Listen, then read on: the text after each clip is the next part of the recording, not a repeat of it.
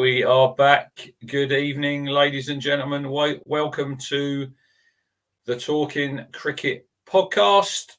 If you are watching on YouTube, please do hit the like button and please hit the subscribe button. You don't have to be an Ipswich Town fan to subscribe to the platform. We've got Talking Darts, Talking Cricket, Talking Wrestling, everything going down. This show will also be available possibly in the morning as a audio download. So if you're off to work, pop us in your ears. We also have a Twitter feed at One Talking Cricket. If you're on Twitter, please give us a follow on there.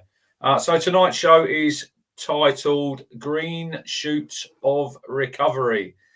So the format will be review of the second test, player ratings, Stokes landmark. Brandon's going to come to the party and defend Chris Woakes. I don't know what he's got lined up, but he's promised me he's going to be defending the Wizard. A little bit about Dan Lawrence, and then Rob has actually we'll start the show off with the Women's World Cup because they are back in contention, the ladies. So tonight we are joined by the best beard in the Two Counties League. There he is, pitch inspector, and you are on mute. You are on mute. I cannot hear you. Cheers, mate. Can you hear me? Not the first time I've lost. Pitch inspector. Yes, sir. Another drab surface, wasn't it? Absolutely, mate. Probably that's what's given me the nickname today. I think that's what we've got in Grenada as well. If I hear right. Me and Ian do have something up our sleeve for that. Mr. Parkinson needs to play, doesn't he? Well, we will get to that. Don't give your 11 away. And we're also joined by the biggest fan. Well, he's the leader of the Chris Woakes fan club, Brandon, and also Owen from All the Overs Essex podcast. How are we all doing? Are we all happy? Have we had a good day? Are we enjoying the sun and looking forward to the cricket season? Yes. You are? Yes. Yes, of course. Don't all talk at once. Best time of year. Best time of year. What are you wearing your dressing gown? An hoodie, mate. Oh, it's a hoodie, is it? Okay. So, where should we start? Should we start with... we'll start with you, Rob, and we'll start with the ladies because we had a really, really dodgy start. But we fought back. But I do think we're just playing for the place in the final because Australia have got this wrapped up already, haven't they? Well, mate, absolutely. Australia are the best team in it. We first game up, they put 300 on us and we nearly got it, which would have been the highest chase ever in a Women's World Cup. We then chucked it away against West Indies, didn't we? Then lost the Saffers. Again, both games we could have won. Absolutely in the gutter. A little bit like the England men were back in 2019, if you remember. They had to go and win a long streak of games. Turned it around against India, didn't they? Then overcame the Kiwis. A bit of luck there, perhaps, with injuries and circumstance. And then just getting over the line after a bit of a collapse. They got the two easy games, hopefully, Pakistan and Bangladesh. Running into a bit of form. Just the way games are falling, Pakistan did us a favour against West Indies. I can see the girls finishing third in the group on run rate, turning South Africa over, peaking just at the right time to lose to Australia in the final. So I'm going to say England for the final, mate. Just peaking at the right time. Tomorrow night, isn't it? We play 1 a.m. Yes. And then the final game is Saturday evening. Obviously, the clocks change, but that is at 10 p.m. So if all goes to form, Rob, we should be in the semi-finals. But we nearly tossed that game away, didn't we, against the Kiwis? We were absolutely cruising to victory. Yeah, the comical run out of Brunt, where they took a 2 to like mid on in the ring when they needed like 2 and over was comical and very village. Deja vu that when I was going to say, Brandon, something us village cricketers can relate to seeing those sorts of run outs regularly every Saturday.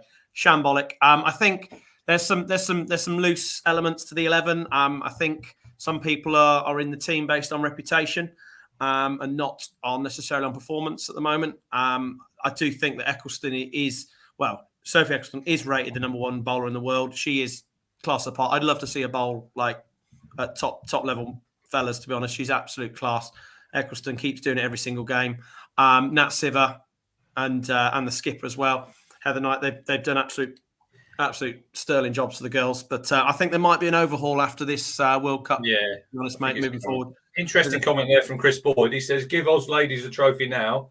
They are miles better than anyone. To the extent that Ian Smith was saying, we need to see them versus the rest of the world side to make it interesting." It's probably correct, isn't he? Yeah, mate, he's not far off at all. Maybe that's something that might happen. I mean, if there's some money in it, I'm sure that it's something they can get on. But at the end of the day, mate, they've still got to turn up in that final and turn us. And well, I'm predicting us. We'll be there. At the end of the day, cricket's a funny old game. It's why we love it. And the odd little bit of luck here or there, and you never know. You look back at that final when India needed run a ball 7-6 with 7 wickets in hand against us. Victory. So pressure does funny things. So maybe we can bat first, get 250, 70 on the board, and Eccleston work a magic, and the others chip in the middle. And who knows? Yeah, you say that, but then today Aussies were chasing. They were chasing 270. Yeah, and absolutely Lanning got another century. So, yeah. But you never know. But we've got to win these 2 games first, and I think they should be victories. But I think if you look at this World Cup, take Australia out of it. We've had some really, really close finishes. They've been some really good games. Some really good cricket. Loads of great games. I've not watched whole games as such, but I've watched highlights and I've followed it. As much as I can, and nigh on every game's been really tight. And if you look at the Pakistan West Indies game, if we get Pakistan or Bangladesh in a 20 over thrash, that doesn't suit us. We want a longer game, nice 50 over game, so the clash shines through, because that could upset us. I think West Indies beat Pakistan all day, 50 overs, but that format change just sort of can throw up a few curveballs. So yeah, I fully expect us to beat both of those. As I said, hit the ground running, turn the Saffers over, because they bottle it, don't they, in all sports in the semis. So turn them over and roll on the final. Got to be optimistic, Rich. Got to be, green shoots and all that. I think when it comes to any World Cups, whether it be men's or women's, when it comes to cricket, only the teams that are capable of beating anyone are in it. So, I mean, we saw it when England won the men's World Cup at home. We lost to Sri Lanka. You know what I mean? And Sri Lanka were one of the worst. Yeah, and they were one of the worst teams in the tournament. But every team has the quality. They have match winners in there if they come off that they win a game. And I think it's the same in men's and women's. As you said, as you saw with Pakistan beating West Indies, and West Indies show England how it was done when we played against them. So, yeah, I tend to agree that anyone can beat anyone, and that's why Australia didn't win the World Cup in the women's, and England won the last one, didn't they? So they're not unbeatable. I think everyone has to remember that. Yeah, I mean, England, just one thing, I think they've turned the corner a little bit with their fielding, but the fielding was so sloppy.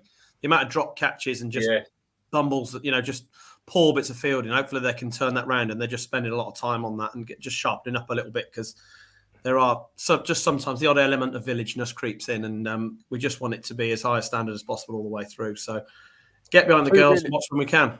There was 2 really nice pieces of fielding for 2 of the wickets we got, wasn't there? There was a run out where it sort of dived, stopped, one-handed, chucked keeper's end, run out, and then the catch by, was it Heather Knight? Off Sophie Eccleston at short cover.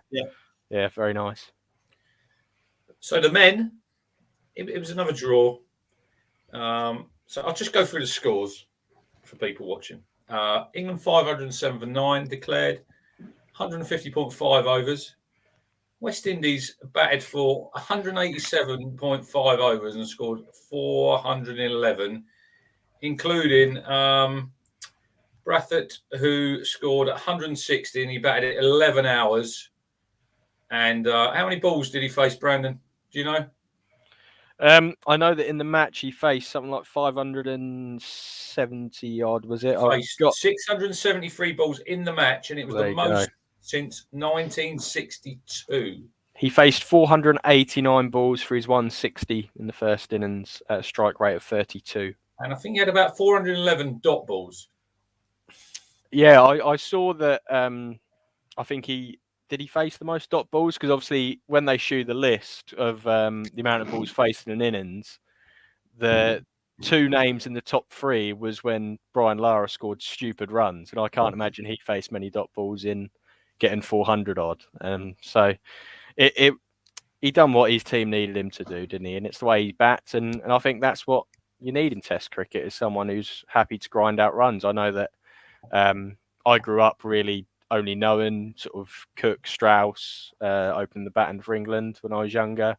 I sort of towards the end of Trescothic, and Cook grinded out a lot of big scores. You know, Cook didn't play very extravagantly. He waited for a ball that was there to cut or pull or flick off his legs, and he just waited around for those balls. He faced a lot of dot balls in his innings, and this sort of reminded me of Cook a little bit, the way that Craig Bathwaite went about his business.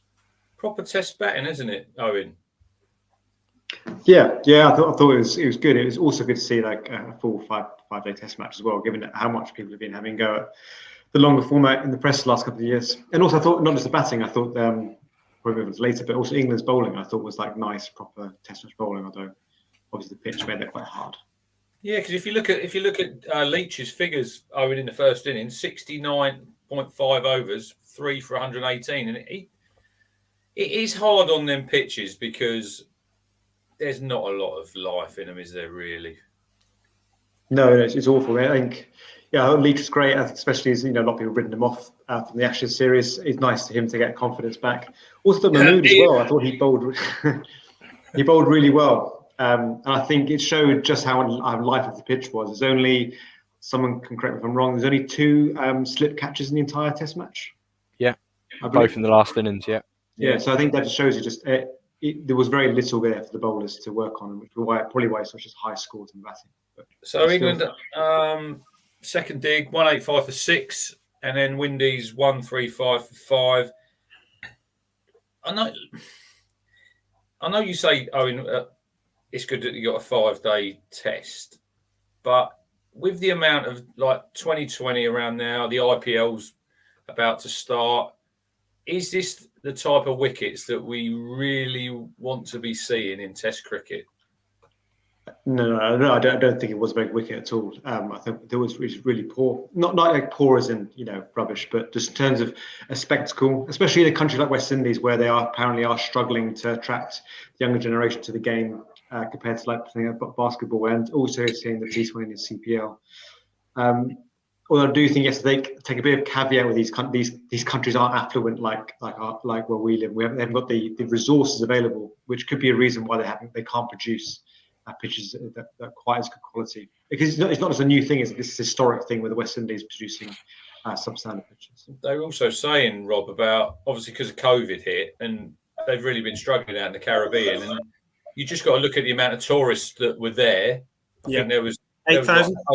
Over 8,000, and hardly any Barbados people were there, even though they had reduced the tickets. So that's probably another thing. They're going to make a flat deck, forget 5 days of worth of 8,000. It's going to be the same in Grenada. I can't see the wicket being any different. No. So for the local economy, it's. I know we're all saying, look, we want more life in the wickets, and look, we probably do, but when they've really struggled, and look, everyone's been hit by COVID, are they right in the way that they produce these wickets? Absolutely, and if we look across the way, it's the same over in Pakistan, isn't it? That's going to go 3 tests, 5 days, all tests. I would have thought. What a great game that was. Well, exactly, and that's my next point, mate. Absolutely, my next point is that Pakistan game, chasing 508, finishing 60 short, 8 down. What a fantastic finish that was! It was awesome. Low back burner. This test on as well. While you're on that, why did Pat Cummins not enforce the follow-on? They've rolled them over for 150. They're nearly 400, over 400 in the lead. They only batted for 22 overs in the second innings. They were 90 odd for 2 and then declared. I don't really see the point in why they didn't enforce the follow-on. If you look at how many balls faced for that, how many overs for that, their 4th innings, that's one of the longest 4th innings ever. Was it 170 overs they batted for? I'd say it was in that area, mate. I haven't got it to hand, but all the stats are backing him up to do that. and he wouldn't have been the only one to make that decision. Just give the bowlers 3 hours off, and then come back hard. They fully expected to bowl them out probably for 150 again, didn't they? And it just didn't quite happen. But yeah, coming back to our game with regards to the 5 days, I'm an absolute Test fanatic. I loved it. I thought, slow burner. I hate these games when it's over in 2.5 days. You look at the telly and think, oh, it's highlights. We should be watching cricket now, and we're watching some highlights from some game 10 years ago. These slow burner tests that finish on the 5th day with, certainly 2 of the results possible, if not 3 at times, are brilliant. And that's what the real fan, the true cricket fans do like. So I'm not all for it. I'd like a little bit more spice in it. But we're the away team. We can't rock up over there and expect to be given a wicket that works for Jimmy or that spins for Leach or whatever. That's all the part of it. It's like any sport, home and away, home advantage. Crack on. They're preparing the best for what their resources they've got. And, good for the economy. They get 15 days worth of tourism as well. It makes complete sense. Brandon, you think that we batted too long, don't you, in the second innings? Yeah, I looking back at I watched it live, and I thought we got a lot of runs quite quickly towards the end when Lawrence started teeing off. But I think I would have declared when we had a 230 lead. I think I disagreed with Root's comments after the game where he said, we were worried that if we set them a score of just over 3.5 and over or something, that it might have been difficult for us to defend it. I'd rather see a winner mentality where we go for the win. I don't think West Indies at any point have shown that the intent of wanting to score anything more than 3 and over. They've only scored, I think, not even 2.5 and over. If you look at the average through these 2 tests. Their best player, the only one who really you can turn around and say we have struggled to get out is Brathwaite, and he moves along. That's not how he bats. He wouldn't increase the run rate. When he slaps Woakes about a little bit, but we'll get to I don't think he did, mate. I don't think he did. I think he did. But with as I said, in Brathwaite, the West Indies have struggled to score runs quickly. Bonner scored runs, but he scored them slowly. Brathwaite scored a lot of runs, he scored them slowly. So I don't understand why we didn't declare 10 overs earlier. I know that doesn't make much of a difference. I think if we didn't have these showers that cost sort of 10 minutes at a time, obviously there's always going to be much more overs available to bowl. But I didn't like it. I don't know whether it would have made a difference because De Silva and Brathwaite, come the end of it, still looked like they could bat for another 20 overs to me. But if we got one more wicket, we would have been into the bowlers. That's the thing, this West Indies side. Yeah, and that's the frustrating thing. But it would have only got us about 10 or 12 overs, as I said. I think if we had a bowl at them before the lunch break, that's what I would have done.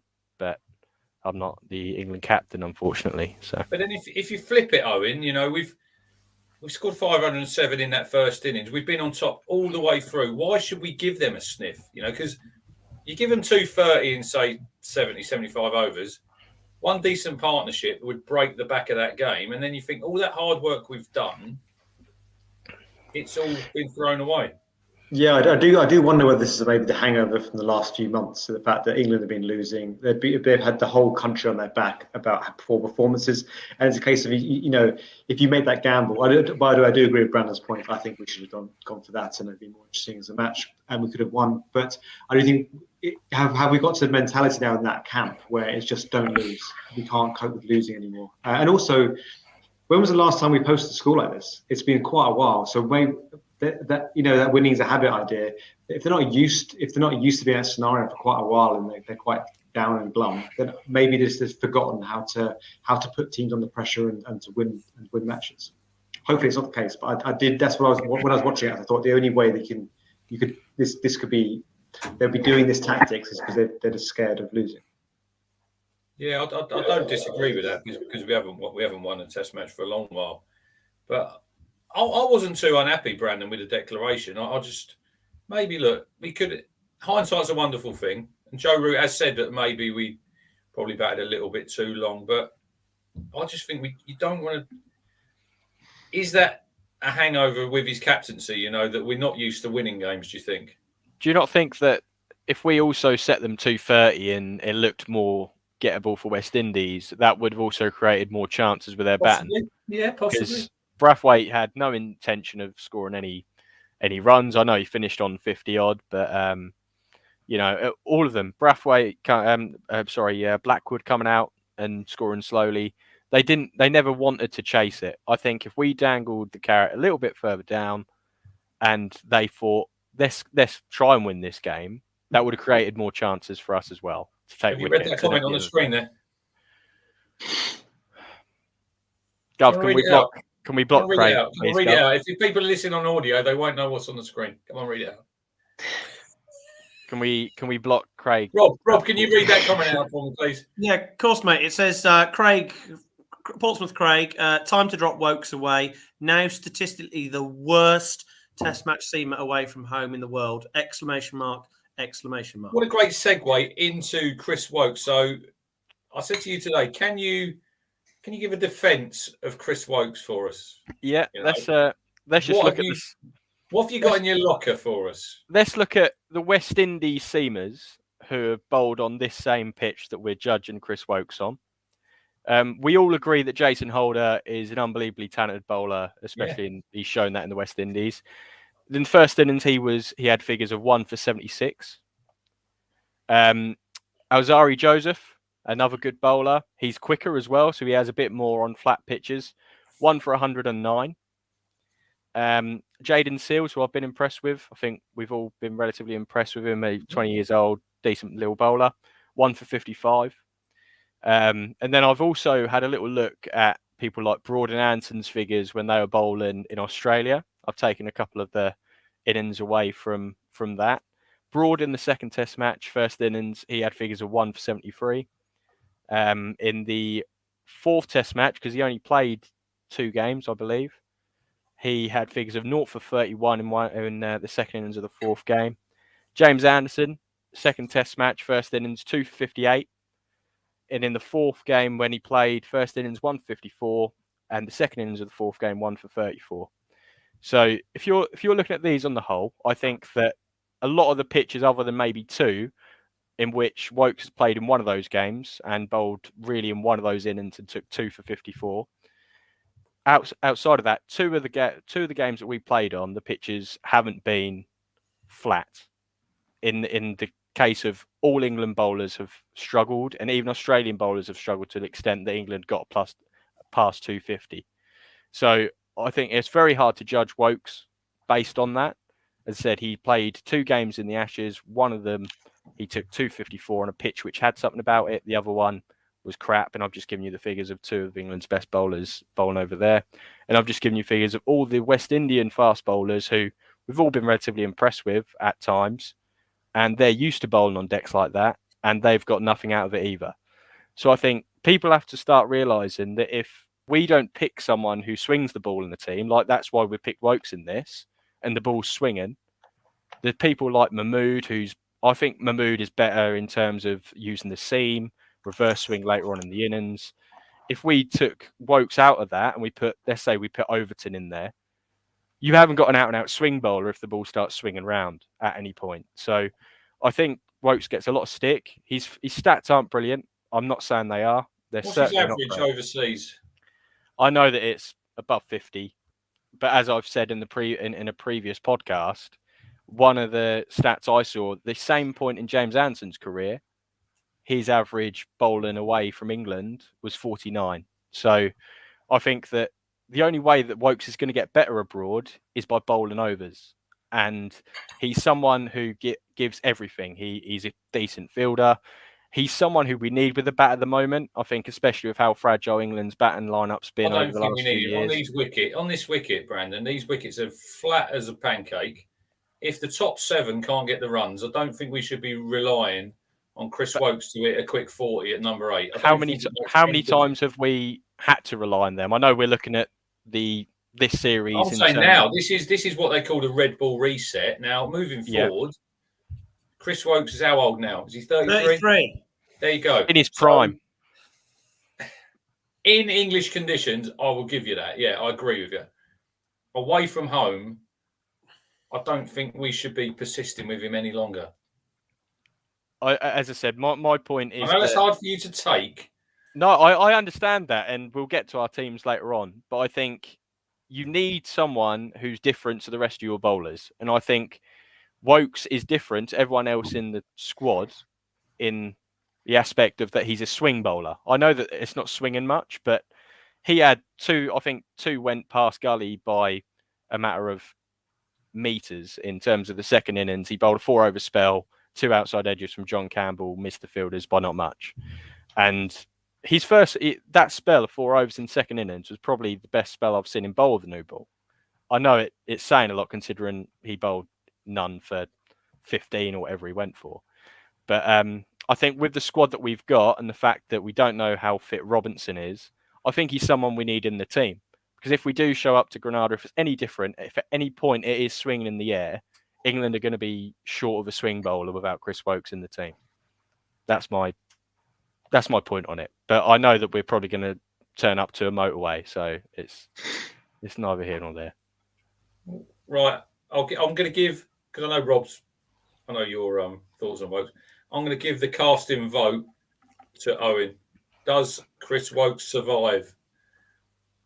I think I don't see such harsh criticism. I think he hasn't done too bad. He's not getting. I know he's not getting the wickets, but he's not getting tonked about, is he? It's not like he's embarrassing himself out there. And that I think the statistics are slightly misleading in terms of his performances. I don't think he's an opening bowler, personally, but I do think if we're dropping Gordon Anderson, I do think people like Woakes would have to move aside as well. If he was 10 years younger, different matter, but he's not. You're right. Yeah, I'm fine. But that was a good look. I can't disagree with what you're saying about the pitches. Because they've all struggled. But look, if you look at Mahmood's figures, 4 for 79 over both innings, which was a decent return. But I do agree with you. He's a bit of a different bowler, bit of a slingier action, isn't he? The reverse swing comes into Mahmood, I think, does suit this sort of deck. I think that in terms of bowlers that we need more bowlers who suit conditions abroad. Mark Wood is one of those. I think Mark Wood can bowl on anything because he has that pace. I think Mahmood sort of gets above 85 miles per hour consistently. He can reverse swing when the ball goes dead, which in this case, it seems it goes dead after 7 overs. So that's quite good. And I think England do need, because for home conditions, we have so many bowlers who can bowl well. And the reason for that is normally pitches in England are too much the other way. They're too bowler friendly. The ball swings for 30 odd overs and it swings around corners. So that's why England have a lot of swing bowlers, but we haven't picked them for this tour. The only person who you'd say is a swing bowler in this England squad is Chris Woakes. True. So, but look, we are hampered. Obviously, Wood's injured, Stone's injured. I know Sam Curran's injured. I think Sam Curran is maybe I suppose in terms of what he can offer with a bat, fielding, bowling, Sam Curran is quite similar in that respect.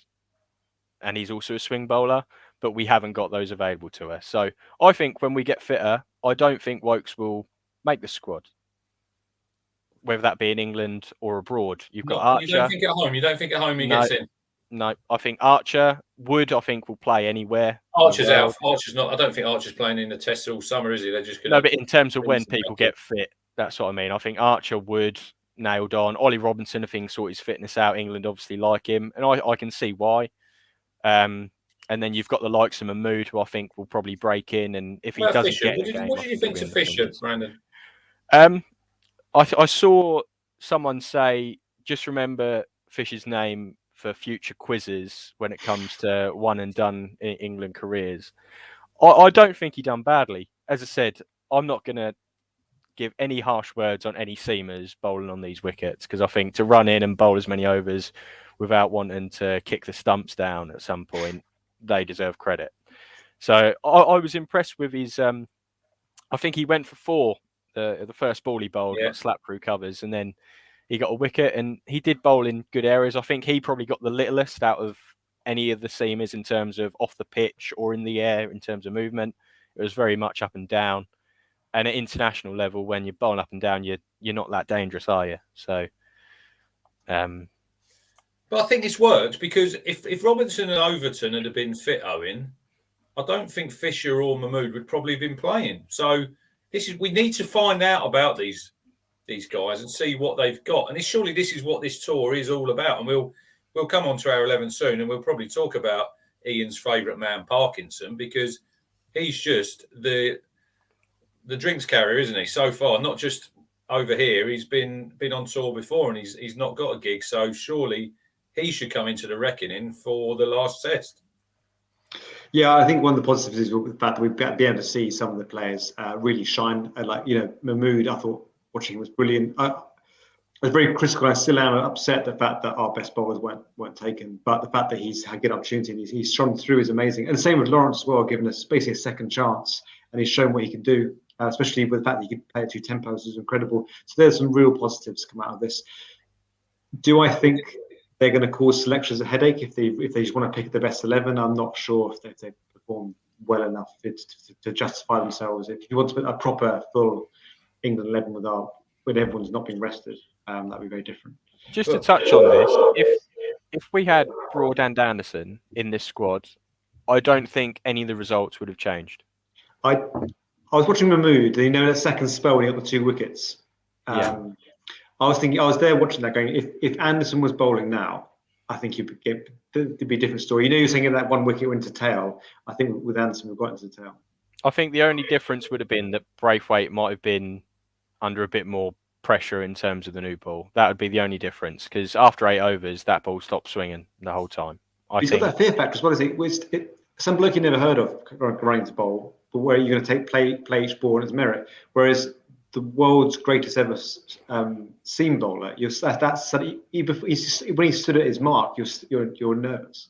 I still think that we were a good 50 overs in terms of away from winning the first test, and I think we were at least 30 overs short of winning this test in terms of time bowling at them to bowl them out. I don't think Broad or Anderson would have made a difference in over the results. That's my view. I don't disagree with that. I think that they said, I was listening to the TMS podcast, they did say, Rob, it was a winning draw, wasn't it? Probably. You would say both tests. We've been the ones looking to get that victory. They've probably been happy. The Windies will take a 0-0. If they draw the next test, they'll be happy with that, won't they? Yeah, they will. They'll take that because we are. All the numbers would suggest with a better side. Runs, wicket, everything, winning draw, absolutely. Roll on the third test. We've got to do something about it to do exactly what Brandon. I completely agree with Brandon said. We're 30 overs away from winning that game, and 50. That's a good analysis, mate. I think we just got to get to that point where we're picking winning bowl rather than containing bowlers like Woakes and Fisher. We're picking a match winner in the form of Parkinson.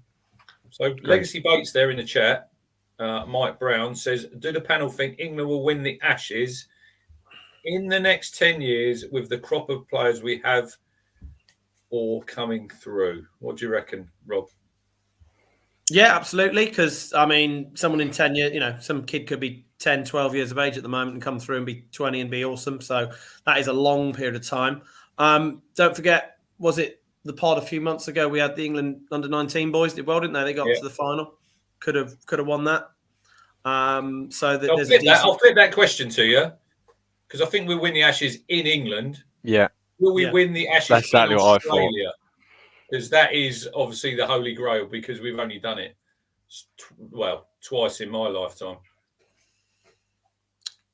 Tough gig. It's always a tough gig. We talked about trying to turn things around and we didn't have that bowling attack, did we? That we wanted with Stone and Wood and Archer.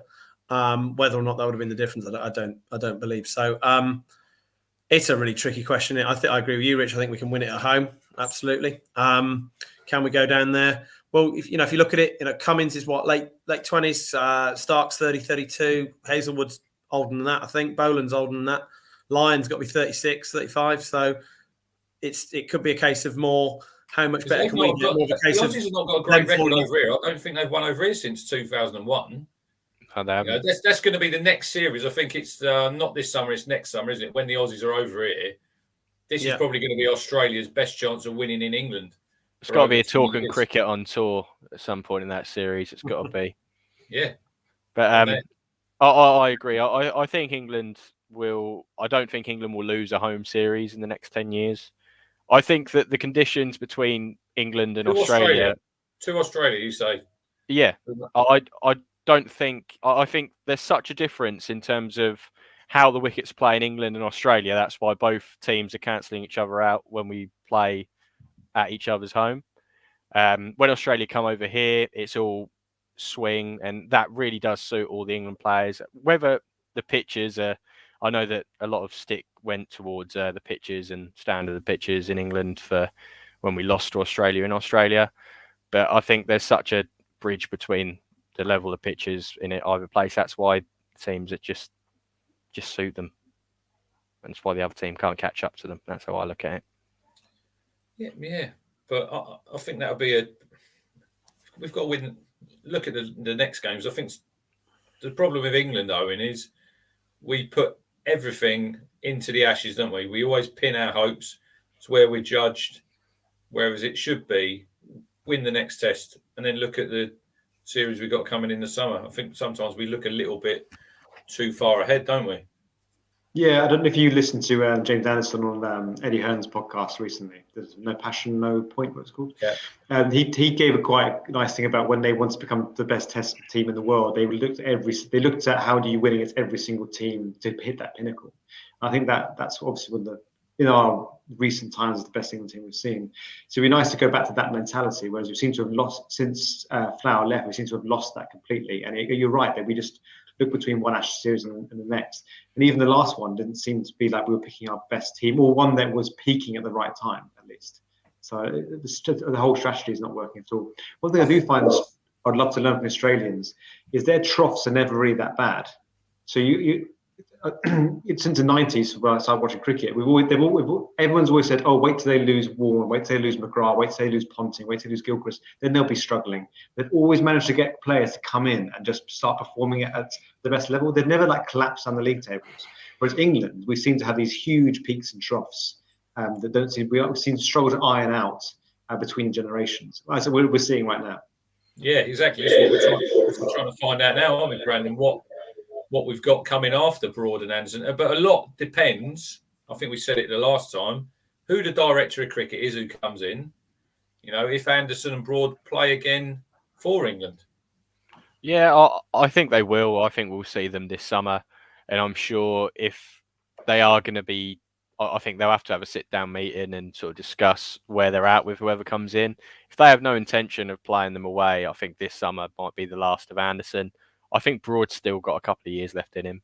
But I wouldn't be surprised if we have I haven't looked really. If we have a test match at Old Trafford come the end of this summer, I wouldn't be surprised if that would be James Anderson's last. I think he deserves, though, to go out with a bit of a swan song, like Alistair Cook did when Cook scored 100 at the Oval.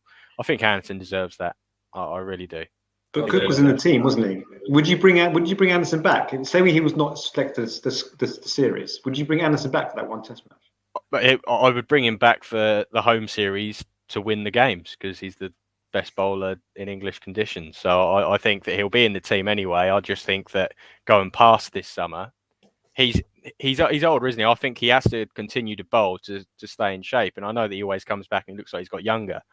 But if he has 6 months in between test matches all the time, he's just going to seize up and he's going to be even more riddled with injury than what he has been. That's the way I look at it. I listened to him last night. Go on. I said that apparently the English nutritionist is saying he hasn't got that problem with him. He hasn't got that sort of, his body is peak fitness. He doesn't have that problem like most of us have, where when we're out of it, we struggle. But I don't think he seems to defy aging, which is amazing. But I don't think James Anderson will struggle coming back. He said Lancashire. He said he's at peace. I heard him on 5 Live on the podcast saying he's at peace now with England. He's looking forward to playing for Lancashire at the start of the season. I think the first test isn't until June. So if he gets plenty of overs under his belt, but you never know, Rob, with injuries at the age he's at. He has had a few injuries the last couple of years. So hopefully he plays plenty of cricket. He's in form. He'll get plenty of wickets for Lancs, I would have thought. And then we'll see whoever the new director of cricket is, the new coach is. And then they'll have to choose what sort of route they want to go down, won't they? Yeah, he's a proper old school sort of bowl. You know, he's like Bob Willis and Botham and that crew, sort of Darren Goff, the ones who just thrive on bowling, and his fitness comes through bowling. Like Owen's highlighted, he's just very naturally fit, eats the right thing, looks after himself. Cricket and sort of bowling, yes, he doesn't charge in. He gets up to the crease. He delivers same action all day, all long. Often fields in a sensible position where he doesn't have a lot to do. And doesn't really bat much, does he? But he's got years in him. It's just, where do they see it? You know, it's the modern day player doesn't play in their 40s, do they? In any sport, really, you know, team sport. But if he's defining it, and he's like, you know, if he's good enough, age is just a number, isn't it? You know, so you know, Misbah was captain of Pakistan at 43, and that was only 5 years ago. So for me, if he's in the team because he's good enough. You know, it's not a primary school sports day, is it? It's Test cricket. It's the hardest form of the game, and if he's good enough, then you keep picking him. If he's 45 or whatever, that's where I stand. I tend to agree with you, Brandon. I think this summer will probably be his last. I don't want it to be. I just want to get out of the way. I don't want James Anderson's career ever to end because I love watching him bowl. But I just think when it comes down to it, if England have no intention of taking him abroad to play any away Test series, I don't think he'll want to be left out and watch 6 months worth of cricket before coming back for another bowl. Because I think that also stops development of anyone who's going to take his place when he does retire in England. And I just don't see him wanting to only play home Tests. So I do agree with what Owen said there about the Aussies. It's sort of, they always seem to have them ready-made replacements, and we're sort of, look, Matt Fisher, I thought he'd done okay, but I didn't really see anything there. Look, it's hard to, like, going back to, like you said about Woakes, it is hard to judge these seamers on these wickets out there because there's nothing in them. They're running in, they've been honest all day long, but give them a bit of a chance in this country. But I think Fisher will struggle. I can't see, if you're picking your best 3 seamers when everybody's fit, I can't see him making the cut, Rob. If I'm being honest, maybe I'm being harsh on him. Yeah, I'm jumping the gun a little bit. I haven't got him in my side, so hasn't quite got that you know, shouldn't I say, quite that little edge that maybe Mahmood's got. But we'll get on to that, I guess, mate. Yeah. So we'll just quickly go through a couple of points. So Ben Stokes, I've got a question for you, Brandon. He went past, hit a landmark. Only the 5th Test cricketer to get 5,000 runs and 150 wickets. Who are the other 4 players? I was surprised that Flintoff wasn't on this list when I looked at it. Freddie was never a good enough batsman. Flintoff was never. No, I realised that he only really batted well at big points, didn't he? He never really scored. Yeah, runs. Flintoff only had 1 or 2 good series, to be fair. Yeah. If you look back. But I know Callis was one. One of the. I mean, what a cricketer Jack Callis was! Unbelievable. Yeah, but one memory that comes to my mind when I think about Jack Callis is that spell that Flintoff bowled at him. I can't remember what Test, mate. Yeah, he bowled a Yorker, and Callis was looking at Gully, thinking it was going around his throat. It was brilliant. But I know Callis was one. I know Botham was one, as Colin has said. Wazim Akram there's Wazim Akram's in the comments. I thought he was a number 10 when he batted. He strengthened the tail. I'm not sure on the others off the top of my head, I'm afraid. I did see the graphic of who he joined, but I can't remember the other one. Have you got them, Rob? I've got Sobers. Yeah. Give us a nationality. Well, hang on. I'll give Owen a try for the 5th. No, Sobers my guess. So taking that one. He's Indian. Kapil Dev. Yes. What a player. Always remember. Who remembers the 4 6s off Eddie Hemmings? You're too young, Brandon. Do you remember? I know. Lord's... Mate, I'm too young too. Jesus. Oh, sorry. Do you remember, Owen? I'm in my 30s, so I don't remember that. Oh. I've seen it on the YouTubes, mate. That's the test where Gucci got 333 and he got another 120. And they needed 24 to avoid the follow-on, and he hit Eddie Hemmings into the building site. 4 balls on the trot. But, yeah, look, I think Stokes was back to his best, wasn't he? I think you put in our WhatsApp group, didn't you, Owen, on I think it was last Thursday when he was batting. He was on a different level. That wasn't me. Sorry. No, I'm Brandon. Brandon. Sorry. I think it was the rest of us, wasn't it? Yeah. I think when Stokes is in the mood, and the track sort of allowed him, and the situation allowed him to do that, didn't it? I know that Lee's put us quite low in terms of the run rate. When Lee's got out, I think we were going at barely 2 and over. So Lawrence sort of carried that on and wore down the West Indies attack. And by the time Stokes came in, he looked like he got in and just said to Root, "I'm just going to score 100 at a run of ball here, mate." And he done it, didn't he? I mean, when you're hitting Azari Joseph, who bowls 85 miles per hour, 90 miles per hour, and you're just swinging every ball like you're chasing 36 to win in a 2020 match in the last over, and you're timing them. I know that one of them he hacked through mid-wicket and he didn't really time it at all, but it's just that's what you want to watch cricket for. And it's quite bizarre when in the same test match you've watched that Stokes innings and then it's followed up by Braithwaite's innings. And I think that's why we love test cricket, isn't it? You don't see that in ODIs. So. But I think, back to his best. Owen, talk to me about Dan Lawrence. It's a real shame because I think that's his championship gone now with him and Harmer out. I thought it was great that his performance at the bats. Shame that I like the flamboyancy in the second innings. How he got out with the sort of 1 foot off the ground with that slog sweep. It's wonderful seeing him get runs. It's wonderful to see him play like I've been used to watching him in the county ground for several years now. So it's really nice. I hope this kickstarts his career. And also, I think we're not talked about much. His catching was incredible. What a catch! The two I was really impressed with. He's fingers crossed. It's the trigger for his confidence. Becomes an all-round cricketer, and he maintained that spot in the side. I was reading about him today. I think it was on. I think it was ESPN Cricket or something about. So he didn't go to public school. He's obviously his dad was groundsman at Chingford, and they lived literally on the ground. And he was in the nets. I think he played for Chingford, Rob, when he was 9 years old. I've not read it, mate. I can believe that. I think we've all seen it where little ones have fielded at final leg of third man, and someone's bowled. They've batted 11, had a little bat and a bolt, and then they've bowled and got someone out and stuff. It's how it goes. Cricket allows for that, doesn't it? So for the little ones to get involved super young. So there's always a deadly 12-year-old leg spinner knocking about in the league. With a double bouncer. Yeah. Brandon he should have got a ton, shouldn't he? But I really liked how he played, and I think if he'd had his time again, they did say Joe Root would have probably gone down and had a word in his ear because he absolutely creamed too, didn't he, Brandon, for 4. Yeah.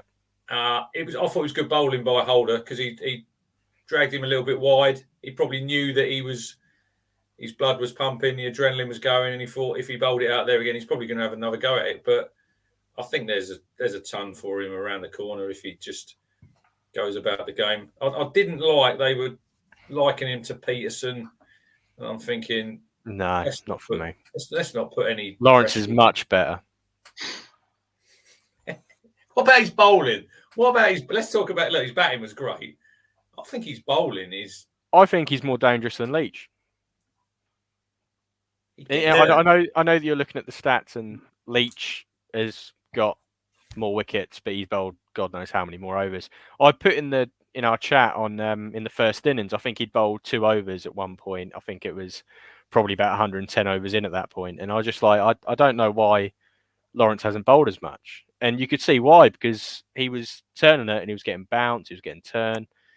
And it might have been something that, as I said, if you shave off 15 overs in the first innings for them, it means we have more time to set up a declaration, then more time to bowl them in the last innings. And it comes down to fine margins, doesn't it? And I do think he was underbowled in the first innings. And I like him because he's going to bowl the bad ball, isn't he? He's not someone who's going to bowl a spell and go at 2 and over. He's going to get hit for 4s, but he bowls more wicket taking balls than Leach does to me. He's golden arm, isn't he? So I think this is where he's going to have a bit of a march if he keeps his form up over Ollie Pope, because obviously he's got another string to his bow, hasn't he? Do you think that in the English summer we could go back to having 4 seamers and then use the likes of Lawrence and Root as our spinners? It's always an option. I'd always like a proper spinner in the team. It depends what wickets. Depends what decks we're playing on. Yeah. Rich, there was something, Brandon, in the stats actually that said that Lawrence did bowl a lot more attacking lines and lengths. So he hung it out there outside off stump and gave it a big rip, looking to spin the ball out the rough far more than Leach did. So I think Ian did touch on that last week, Rob, about Leach. He's very similar, isn't he? Every single bowl. There's not too flat for me. Too flat. It's that famous Shane Warne quote, guys, isn't it? That Monty Panesar hasn't played 35 tests. He's played one test 35 times, and I think you can apply that to Leach too as well. Didn't go over the wicket and bowl into the rough, did he? Do you ever see Leach going to run through a team? Do you ever see? I know. Look, he did in the county game when he's playing down at Taunton, but the pitches down there were obviously tailor made for him and Don Best. I never see him running through. Look, he got 6 for 154 off 94 overs in the game. So he's done a decent job, hasn't he? But I think when you're, like we were saying, like the question in the chat there a while ago about going to Australia, I can't see if he went to Australia the next time we play there, Rob, and him ripping through them. They do, I mean, they'll do exactly the same as they did this time. He was going at like 10 and over, wasn't he? They'll run at him. I think there was one stat that I'm guessing at somewhat is that in that first spell in the first game, he gone for 90 off 7 or something like. He was going at the most runs ever conceded after that many overs or something. But yeah, they've got great left-handers who, it's easy for a left-hander to go after a left-arm spinner, ball turning in, hit with the spin or non-spin. But he's if he goes down there again, they're just going to take him on. They'll take him apart. Same with the other. I'm Worcester fan, aren't I? Big Mo Ali fan, but obviously they go after Mo Ali over there as well, just smash him around the park. You have to have something a bit different about you. Swanee, didn't he? He'd had enough after 3 games and claimed some sort of injury, didn't he? And stopped bowling against them. It's been a while since we had a decent spinner go down and do a job down there. We're talking like probably your era, Rich, John Embry and Eddie Hemmings, aren't we? Yeah, 86, 87. It's like Craig from Portsmouth says there in the chat. Leach is a defensive bowler, not a guy to win many tests on the last day. And I'll probably... He bowls too quickly, doesn't he? Too quick, too flat. And sometimes... I think what's frustrating is sometimes in these test matches when the commentators are literally speaking so much sense. And it was the same in the Ashes when Warne was talking about Nathan Lyon and his field. He was like, to Milan, get someone at silly point because he doesn't like it. And then as soon as they'd done it, Lyon got Milan out quite frequently. And he was just bowling far too quickly. Like, you have to let the ball spin. You have to give it a chance. Bowl it slower. He kept saying to him, bowl it slower. We have the same situation with one of our spinners at Harwich. He bowls the quickest ball and he's a left-arm spinner in the club, right? His name's Deal, and so many times he gets hit for a boundary, and you have to tell him, keep putting up there, let the ball spin. But he just bowls flatter and flatter, and that's when he becomes irrelevant. Then he doesn't go for many runs, but he doesn't get wickets. And I think it is just the same. We can see it, and we play, 2 counties level. I think that's the most frustrating thing when we can see it, and I'm sure the rest of the England coaching staff, England players can see that Leach is just not giving it a chance. And I don't understand how he can't, at points, bowl a whole over of just flighting it up there a little bit more, because he didn't. Do you know what I mean? Like, we saw the odd ball below 80 kilometres per hour, whatever it was, and that was it. I don't understand. When you're bowling 160 overs, or 171, I think it was, or something like that in the first innings, I don't understand how in the 100 overs that he's bowled sort of across the match, that he hasn't at some point tried to slow it down. If you look at his figures, he's only going for about 1.5 and over. But should we, talking to spinners, should we go to our 1 to 11s for Grenada? Because we'll do the player ratings at the end. But if we go now, we're talking about spin. I'll quickly give you Ian's lineup because he texted me today. He's picked exactly the same team as me. The top 7 picks itself. He's got Ollie. Look, we got a bit of a tail, but I do agree with Ian what he said on these wickets. If your top 7 can't get the runs, I think there is something drastically wrong. The top 7 should be getting the majority of the runs. So he's got the top 7 who played the first 2 tests. He's got Robinson at 8, Mahmood, obviously, he's picked him because he's Lanks. Jack Leach is in, and then he's got Parkinson in 11. I've picked exactly the same team. Parkinson has to play. He's got to play. If he doesn't play now in this Test match, I don't know when he will play for England. Owen. Yeah, I agree. I think as last time on the podcast, spoke very highly about him. But at the same time, who do you replace? I think probably maybe Crawley is the weak link, but I thought Crawley was unlucky this Test match, and I would like to see him again. And although going back to what I said in previous podcasts, I'd like him another chance to prove himself. So, what is your team, Owen? Who have you got in yours? I'm very boring. I've picked the same team because I think they did a job, and we should best 11. But I would change Woakes for Wood. I'd have Wood as an opening. Wood's injured. He's gone home. Who Wood is? Yeah, he's gone home with his elbow. Oh right, sorry. I thought Woakes had gone home. I saw a W. Yeah, so that's ruined my selection. Who have you got in, Brandon? Because I think the bowlers they'll make a couple of changes because obviously the amount of work that they had to go through in this last test. But I'm expecting Chris Woakes to still be in your 11. Oh, he is. Don't you worry about that.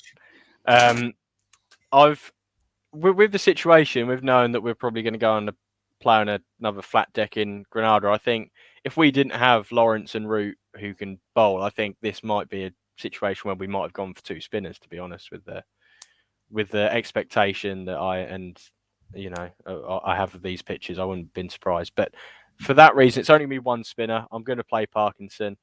So I think that leg spinners tend to also have an option of top spinner. I think Leach relies a lot of his variation. He relies on it, the pitch doing the variation. He doesn't have the ability of doing that knowingly. He relies on the pitch doing something different rather than his bowling.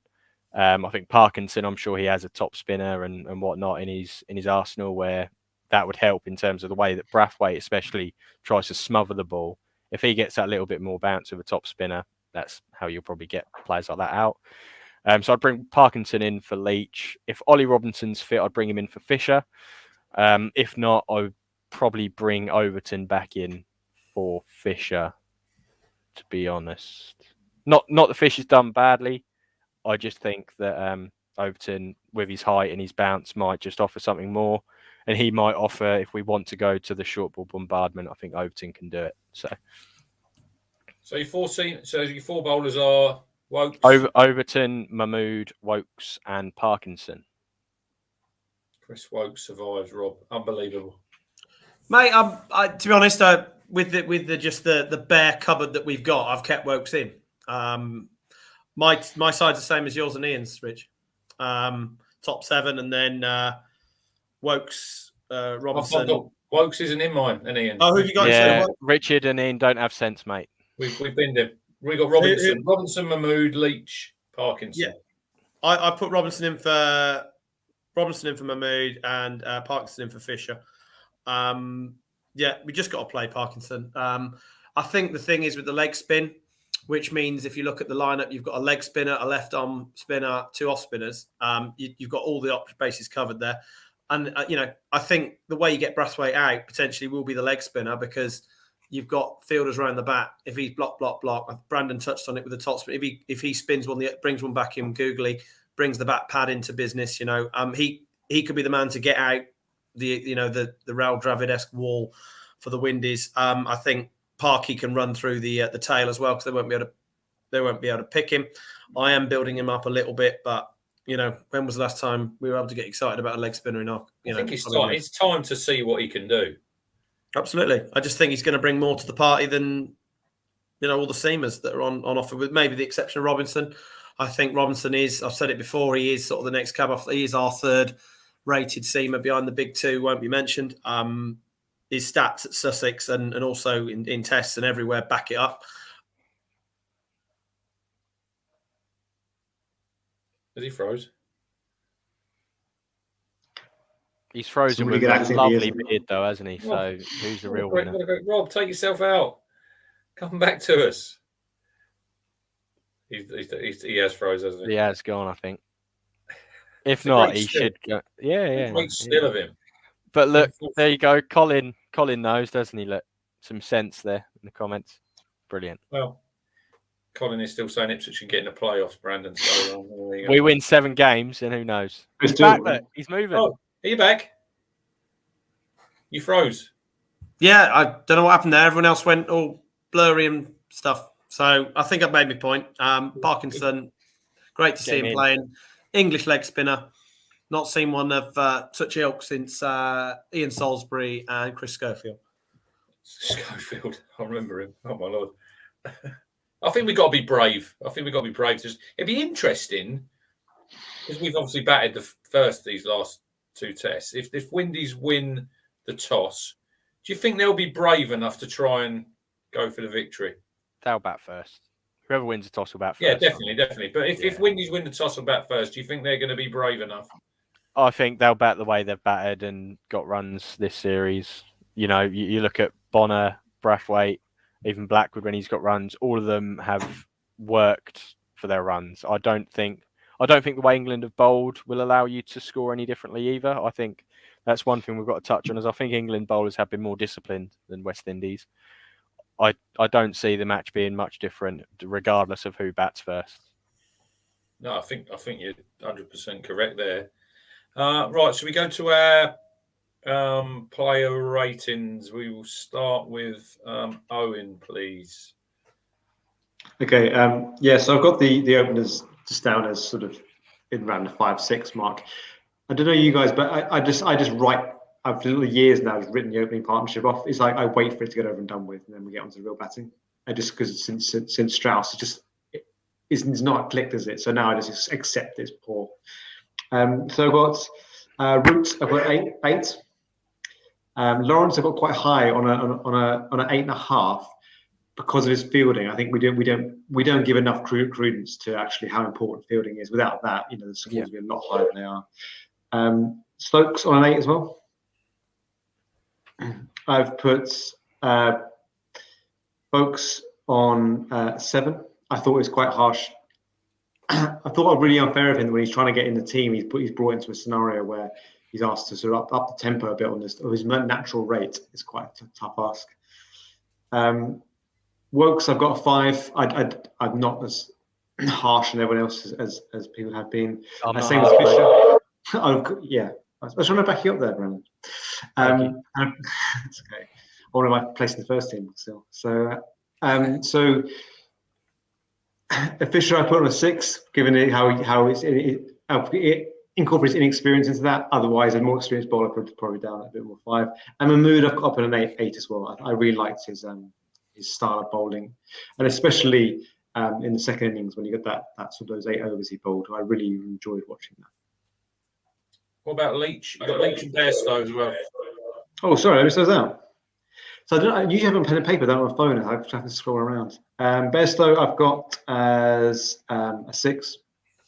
I don't think he did anything particularly wrong, but didn't set the ball to fire.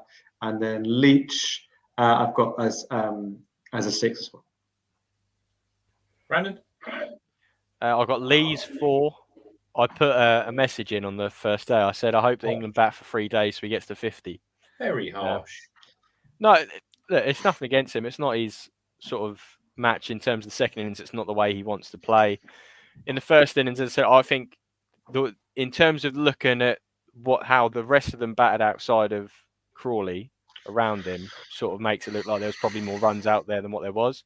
I thought his dismissal was quite weak, going back and getting hit on the back foot. You've got to get forward to that, really, haven't you? Especially on the first day.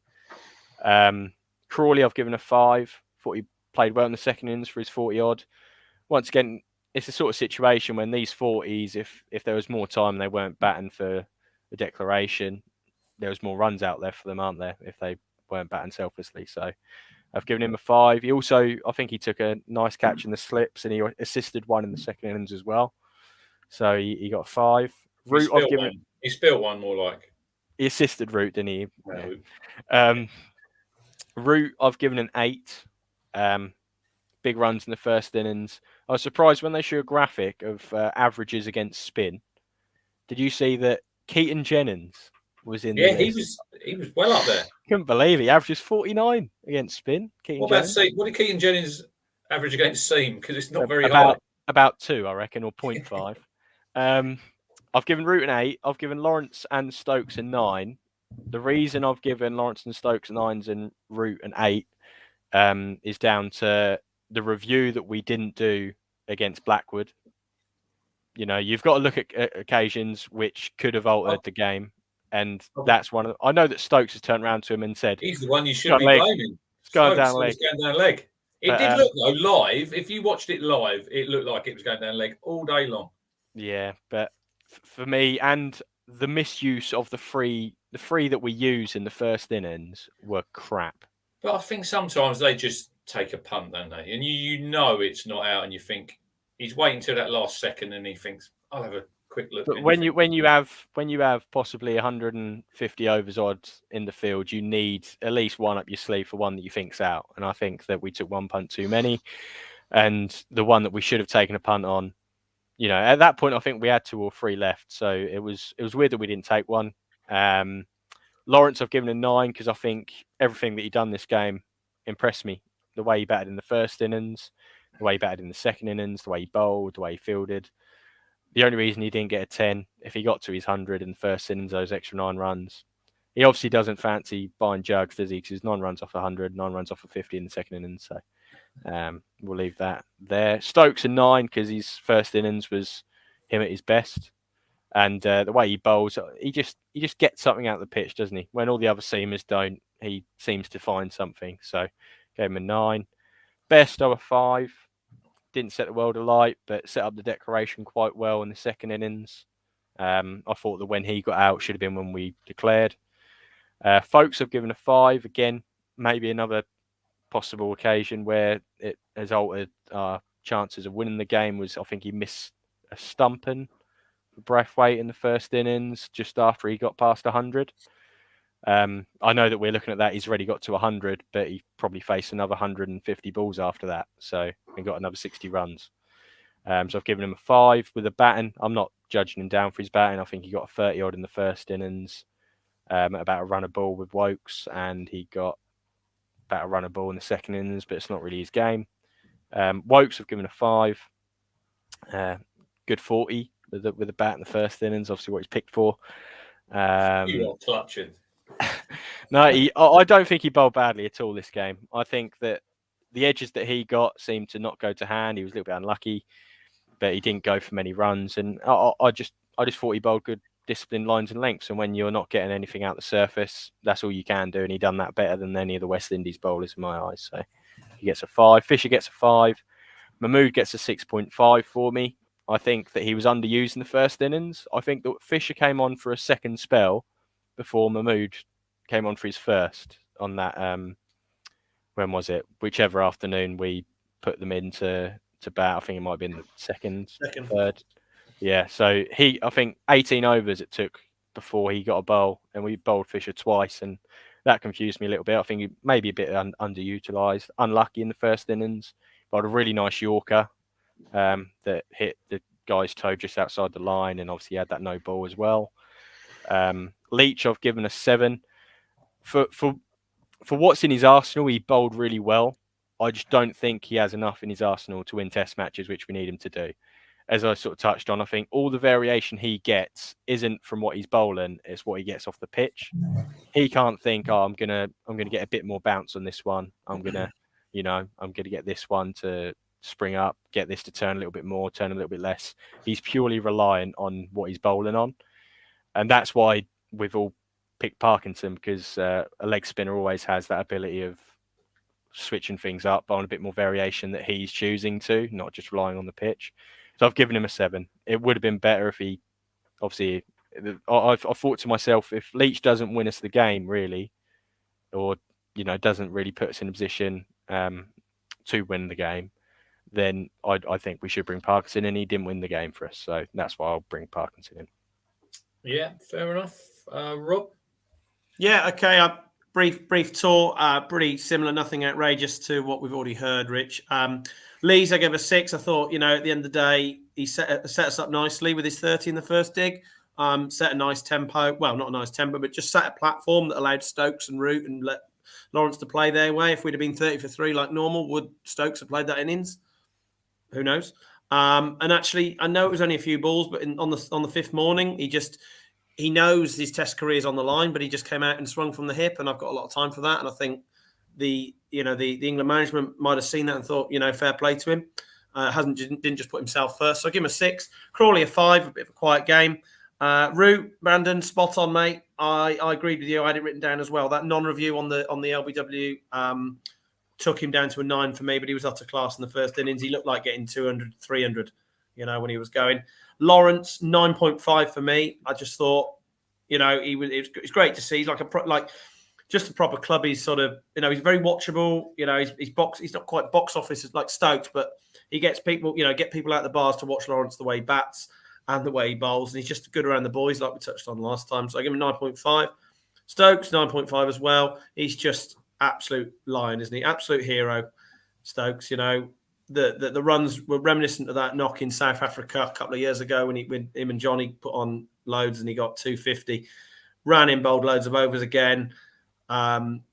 Real hero in the field. Absolute legend of a guy, Stokes. 9.5 from me. Bairstow 6, dull. Just, couple of 6s in the second dig. But, you can't get runs every game, can you? Folks, I give a 7, so a little bit higher than most.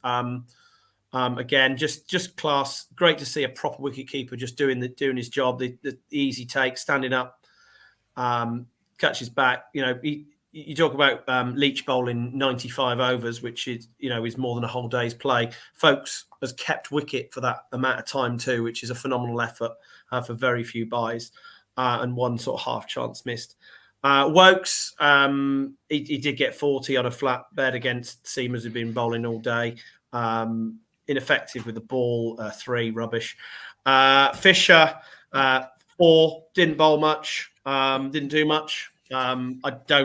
I agree with Brandon. I don't know if we'll see much more Fisher again. He's played, 22 games in 9 years?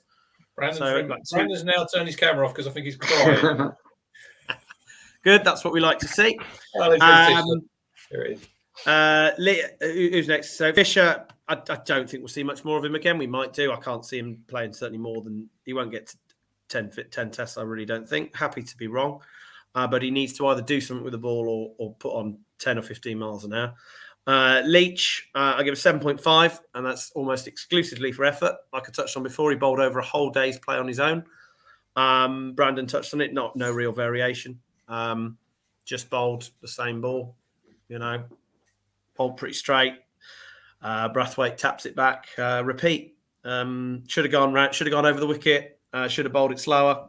Should have bowled an arm ball, just one that goes straight on. See it in our nightmares, won't we? That Brathwaite block against Leach. My God. Just bowl an arm ball, Leach. Just bowl one that goes something. straight on and hits it on the pad, and we'll all go up. And hopefully we've got some reviews left, Joe. Mahmood, 6. Yeah, I was impressed with Mahmood. Did bits. Didn't bowl that much. He was a bit underused, but does have that little bit of je ne sais quoi. He didn't do loads with the new ball, but he was the quickest of them, and he looked exciting, and he ran in with some heart. So I was happy with Mahmood's effort there. But overall, Lawrence, Root, and Stokes, top men. No one had a particular stinker really, apart from who. So a couple of changes that we've already done for the team, and roll on Thursday. You've kept Woakes in your team though, haven't you? Yes, mate. Because he's winding me up in it. This is all a game. It's all a game. It's all a game. Unbelievable. Right, absolutely nothing else out there. That's why. I'll quickly go through mine. Lee's and Crawley 6s. I agree with you there, Rob. He done a decent job.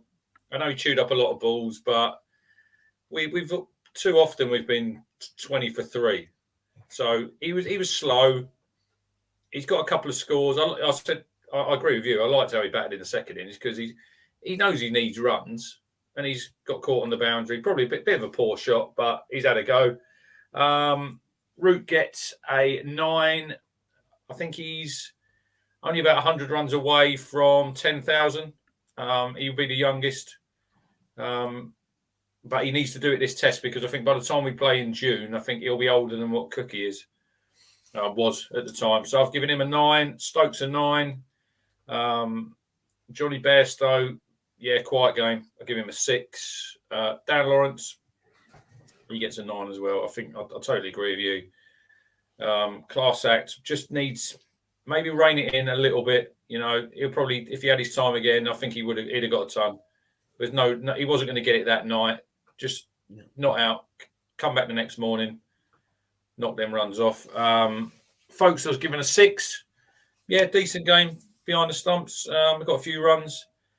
Chris Woakes, sorry, I've got to agree with the man up the top there. He gets a 3.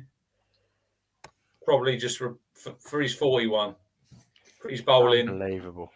Stokes, Woakes. We're not going to have Woakes, Stokes and Folks, I don't think, for the last test. I would be very surprised. Fisher gets a 6. I thought he was okay on his debut. Got that wicket. Doesn't do a lot with the ball. What are we getting on your head for? Chris Woakes is supposed to be the leader of our attack. Tell me how he's got 3 more when Woakes has got 40 odd runs. Woakes took a very good catch at point, and Woakes was irrelevant when he came in. We were over 400 when Woakes come in. It made no difference to the game. It's fine. Fisher's on his debut. Look, let's get behind him. I don't think he'll play many test matches. But any debut gets you +3, does it? Yeah, I thought he'd done all right. I thought he bowled okay. I guess Mahmood's got a 10 for you then. He's debut. Mahmood gets an 8 for me. +3 got him that, yeah. I thought he was very, very good for his first test match. Should have had a wicket earlier. You know, overstepping, unforgivable. I still can't work out how, like, a professional cricketer can overstep, and you see it time and time again, and it costs wickets, and it could cost someone the game, you know. But I'll give him an 8. Jack Leach, he gets a 7. Look, he does what he says on the tin. I think Jack Leach, you know, he's a steady bowler, unspectacular. He's not gonna run through a side though, is he? Very, very rarely. He might go to India and he might get on one of them wickets where Joe Root, what did he get? 5 for 7 or something last year. That's the only way I see Jack Leach running through a team, because I can't. Joe Root can bowl a bouncer though, can't he? Yeah, Root did bowl a decent bouncer there, didn't he? He should have bowled it to De Silva when he kept on taking his helmet off in between every over. That's what I would have done. Put your helmet back on, mate. I thought it was a decent performance. The wicket was the winner in the end, and I think it's probably going to be the same story. We're probably sitting here in a week's time. I would not be surprised if it's another a 5-dayer, a draw, lots of runs again, another Root century. But we do need to win a test match sooner or later, because we've done this show. This will be the 8th test match, and we haven't won one. So Martin will probably be shutting us down if we keep performing how we are. But anybody got any other business before we close? Anybody watching who fancies sponsoring us, or listening who fancies sponsoring us? Martin wants to do a few giveaways. So if you've got a few extra pennies, or you fancy sponsoring the podcast, give us a shout. Also, give us a subscribe on YouTube. Give us a like. Follow the Talking Town Cricket page on Twitter. Other than that, I think 1 hour and 20, we've done a good job. Brandon's going to go and cry himself to sleep now on his Chris Woakes pillow. You know? Don't need to. Don't need to. All right, mate. I'm just going to go throw some darts at your face is what I'm going to do. Right. Giving him a free. We do a darts podcast today. We do a darts podcast. So if you like darts, it's on the platform. But thanks to Owen, thanks to Brandon, thanks to Rob. We will be back at roughly the same time next Tuesday. And hopefully it might be a different result, but I doubt. But who knows? Anyway, thanks for tuning in, and good night.